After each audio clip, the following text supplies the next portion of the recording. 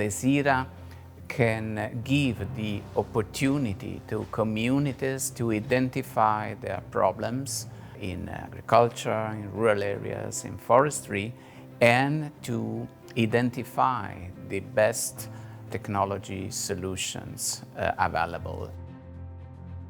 I think one of the most relevant ideas of DESIRA is this idea of digitalization is much more than devices, connectivity, and physical instruments. It's this idea that digitalization has a big impact in the life of the people. So we need to look at this from this perspective, the idea that is digitalization what is just throwing away rural people from the rural areas, or is just an opportunity? So the DESIRA project has given us the chance to identify which of the policy and EU strategies or instruments have impacted and how have they impacted the local communities that we have worked with in the context of the Living Labs.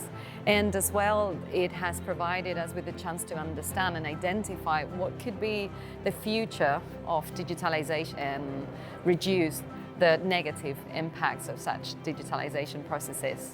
It's very important that we understand that all good policies have to have this place-based approach, because local communities, they are very different from each other, but at the same time we can learn very much from each other, because there are wonderful projects and wonderful good practices that we could share and that we must share. And the only way to do it is to be together, is to be in touch and to have these exchanges like the one we had today and tomorrow in this very important meeting.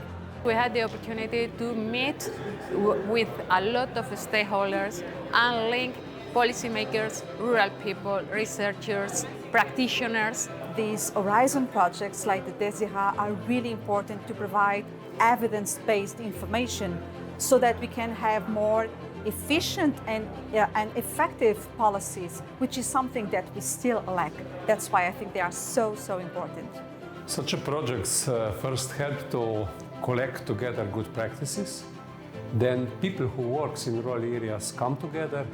And at the end, it's very important that we get also political recommendation from such projects. The rural development is not just intuitive, but it's really evidence-based, data-based, and that we can share good practices, good examples, and find innovative tools how to share them. So I'm very happy to participate at this event. I'm very happy that those projects are supported. We have used the terms of transformative policies, something that don't just solve problems, but get at the roots of the problems. With this Living Lab method, we have seen how a solution can be experimented at local level, but also can be reflection for learning at institutional level.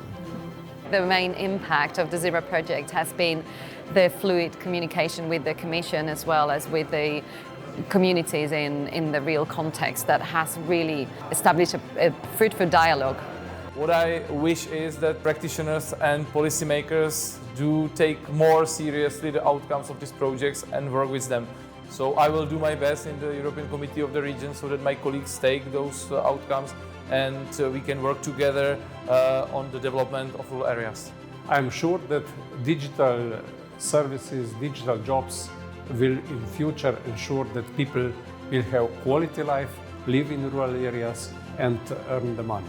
It's not just about helping businesses and creating new business opportunities in the rural areas, but it's very much a matter of social and territorial cohesion that is at stake. That's why I also find very important that we have these as central in our political debate.